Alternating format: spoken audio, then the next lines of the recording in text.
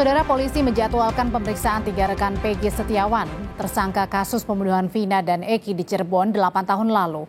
Para rekan Peggy menyebut Peggy berada di Bandung saat peristiwa terjadi. Merespons kejadian tersebut, Presiden Jokowi meminta polisi transparan dalam pengusutan kasus. 8 tahun berlalu, namun kasus pembunuhan pasangan kekasih Vina dan Eki di Cirebon, Jawa Barat masih tanda tanya. Memang 8 orang telah divonis dalam kasus tersebut. Terakhir pekan lalu polisi menangkap Peggy Setiawan alias Perong yang sempat jadi DPO. Namun banyak pihak menyebut sejumlah tersangka termasuk Peggy adalah korban salah tangkap. Menjawab keresahan publik, Presiden Joko Widodo menegaskan telah meminta kepolisian menangani kasus tersebut hingga tuntas. Menurut Presiden, perintahnya adalah agar tidak ada yang ditutup-tutupi dalam pengusutan kasus tersebut. Saya sudah menyampaikan agar kasus itu betul-betul dikawal dan transparan, terbuka semuanya. Tidak ada yang perlu ditutup-tutupi. Kalau ada, ya. Sementara itu, rekan-rekan kerja Peggy di Bandung sebagai buruh bangunan juga menyatakan siap memberi kesaksian untuk membela Peggy.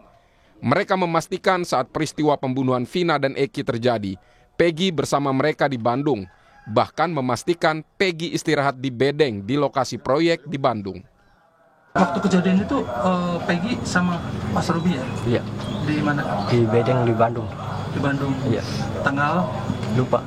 Tanggal 27 Agustus 2016 itu sama lagi bareng di situ? Kayaknya bareng. Bareng. Ngapain aja waktu itu Mas di tanggal segitu? Malam? Tiduran. Tidur.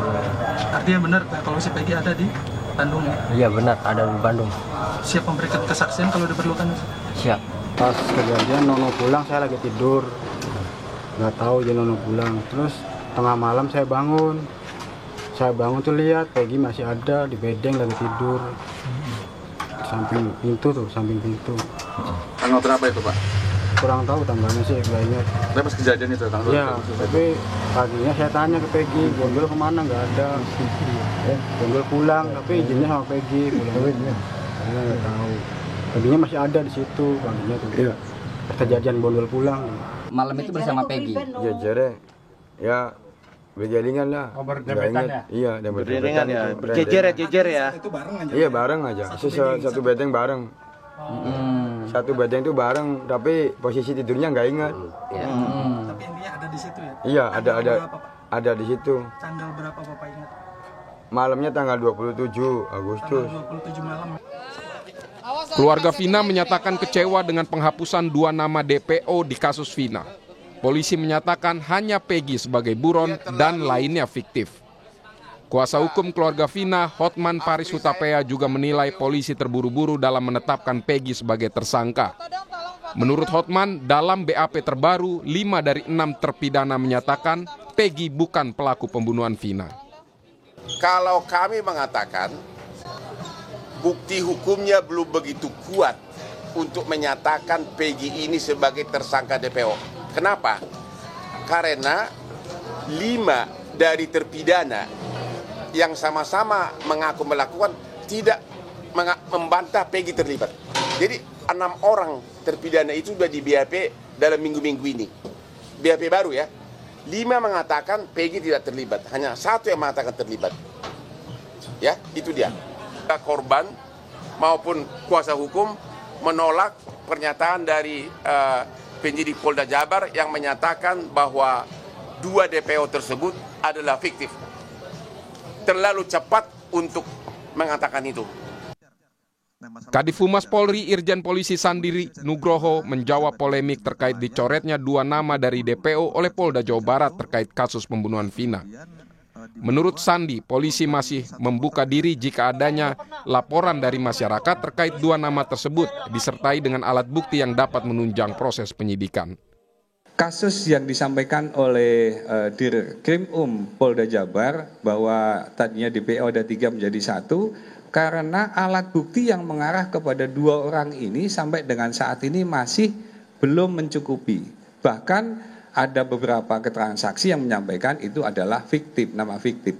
Nah oleh karena itu masih didalamin, masih dikerjakan. Apabila memang ada keterangan, informasi, tambahan alat bukti, tambahan saksi ataupun yang lainnya untuk membuat terang benderang tindak pidana ini, tentu saja kepolisian akan sangat berterima kasih. Misteri masih menyelimuti kematian Vina dan Eki di Cirebon. Penanganan secara tuntas harus dilakukan untuk menjawab tanda tanya dalam kasus ini. Tim Liputan, Kompas TV.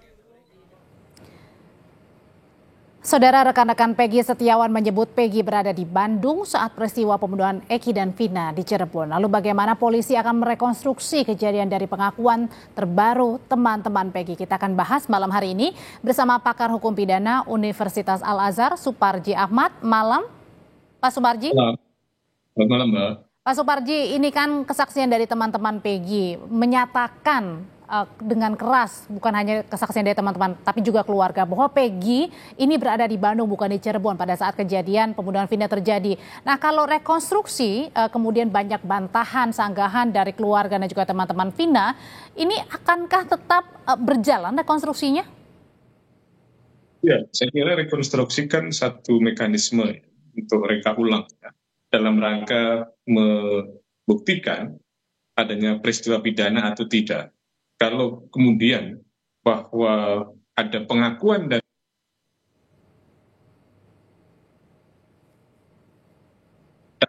kejadian Peggy ada di Bandung gitu, maka kemudian dalam tanda petik secara tidak langsung bahwa Peggy tidak terlibat gitu ya. Maka kemudian pertanyaan berikutnya, kan ada ungkapan bahwa Peggy ini adalah ya sebagai aktor intelektual gitu, yang menyuruh, yang berkepentingan karena sakit hati ya.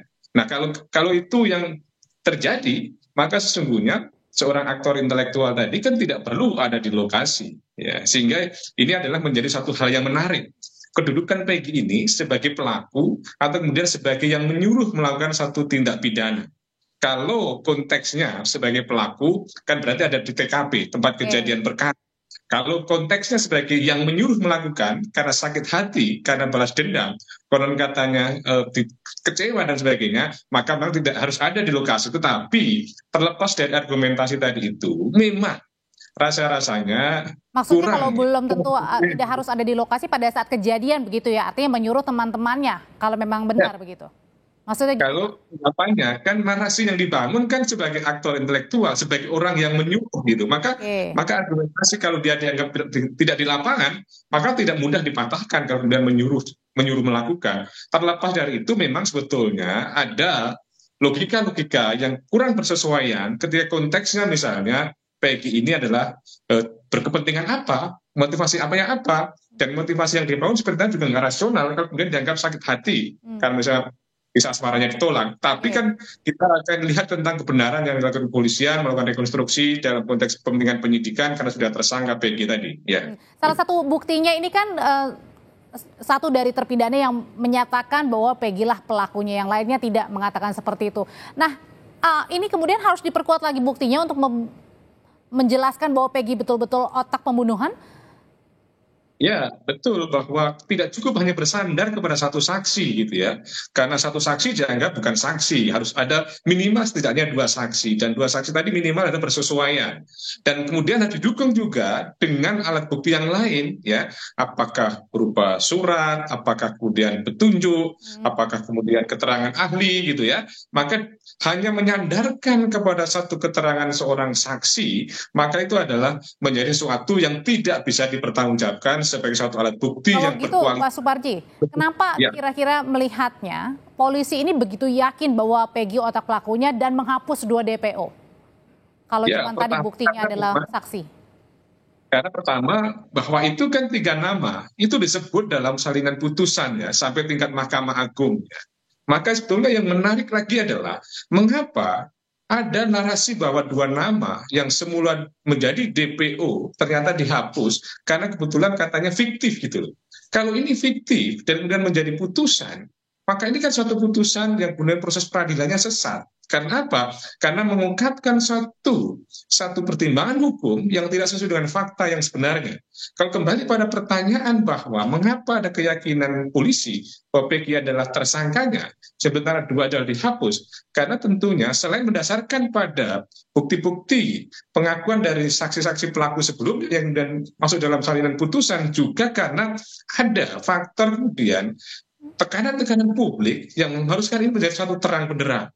Seharusnya itu adalah tidak terjadi, karena apa? Mestinya tetap harus melalui proses mekanisme yang transparan, dan jangan sampai sekali lagi mengulangi kesalahan baru nanti menangkap orang yang sebetulnya bukan pelaku. Masalahnya juga Pak Suparji, dari selain rekonstruksi ini kemudian juga dari pihak kejaksaan ini katanya juga sudah menyiapkan kan, padahal belum tahu nih berkasnya diterima atau enggak nih.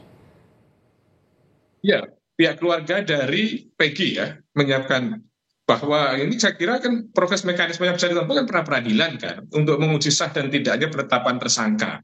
Tinggal bagaimana ya bersangkutan melalui kuasa hukumnya itu menguji penetapan tersangka ini adalah tidak sah. Bagaimana keputusan Mahkamah Konstitusi mencaratkan bahwa untuk menetapkan tersangka itu kan minimal 2 alat bukti, dan alat bukti tadi tidak sekedar berkuantitas dalam arti jumlahnya terpenuhi, tetapi juga berkualitas. Berkualitas dalam arti apa? Bahwa bersesuaian dengan fakta yang sebenarnya, bersesuaian dengan jenis tindak pidana, bersesuaian antara saksi satu dengan saksi yang lain, bersesuaian dengan alat bukti satu dengan alat bukti yang lain. Jadi memang ini adalah satu kondisi yang dilematis ya bagi penyidik, tetapi kita harap betul-betul profesional sesuai dengan Presiden Jokowi, tidak ada yang ditutup-tutupi. Dilema seperti apa? Dilema karena sudah lama prosesnya berhenti, dan yang kedua alat buktinya, barang bukti mungkin juga sudah berbeda dengan konteksnya masa lalu, konteks pada peristiwa tadi itu, tetapi yang pada siang lain ada desakan publik yang kemudian mengharapkan ini menjadi satu peristiwa yang terang benderang, menjawab kejanggalan-kejanggalan yang terungkap di dalam film atau adanya suara orang yang kemudian kesurupan dan lain sebagainya. Jadi ini saya kira dilema yang kemudian membangun ke upaya-upaya polisi untuk bekerja secara cepat. Pak Suparji, nah dengan tadi dibilang kan 8 tahun ya, nggak tahu nih ada bukti-buktinya apa nih, karena kan bisa saja mungkin hilang bukti tersebut karena sudah berlalunya sangat lama. Kalau gitu gimana caranya ini membuktikan bahwa yang semua melakukan termasuk otak pembunuhannya itu memang benar-benar sudah tersangka, terpidana dan akan dihukum atau sudah dihukum? Itu gimana? Sulit nggak tuh Pak? Ya, saya kira masa 8 tahun tidak terlalu sulit ya. Yang terpenting adalah bagaimana ya alat bukti yang ada, saksi-saksi yang ada tadi itu adalah betul-betul fakta yang sebenarnya. Kesulitannya adalah kemudian ketika memaksakan harus ada tersangkanya gitu loh ya. Karena nanti akan menyebabkan tidak sesuai dengan fakta yang sebenarnya. Saya kira saksi masih ada, bukti-bukti petunjuk juga masih bisa dipakai ya, misalnya kumpulan-kumpulan alat bukti yang lain juga misalnya bisa digunakan ya. Yang terpenting adalah bahwa alat bukti tadi itu betul-betul sesuai dengan fakta yang sebenarnya. Maka itu menjadi tidak sulit ya. Gitu, ya. Dan kalau besok untuk rekonstruksi, kemudian juga ada pemanggilan dari teman-teman Peggy, apakah juga akan mempengaruhi nantinya? Ya, sangat berpengaruh bahwa proses penegakan hukum itu sangat dipengaruhi dengan alat bukti, sangat dipengaruhi rekonstruksi fakta yang didasarkan pada alat bukti yang didukung dengan barang bukti. Jadi semua mekanisme hukum yang terjadi pada dasarnya adalah pembuktian. Maka pembuktian tadi adalah sangat menentukan tentang proses hukum berikutnya. Jadi keterangan para saksi, proses mekanisme rekonstruksi itu akan sangat mengaruhi proses hukum ini yang sedang berjalan. Tetapi yang menarik adalah sebetulnya konstruksinya dalam konteks tindak pidana yang dilakukan, disangkakan, diduga kepada Peggy ini sebetulnya sebagai apa? Sebagai pelaku atau sebagai yang menyuruh melakukan. Maka ketika yang menyuruh melakukan tidak otomatis batal gara-gara yang bersangkutan ada di Bandung sedangkan kejadian adalah di Cirebon. Itu pun harus diperkuat dengan alat bukti. Terima kasih Pakar Hukum Pidana Universitas Al-Azhar, Suparji Ahmad. Saya selalu Pak Suparji. Ya. Saudara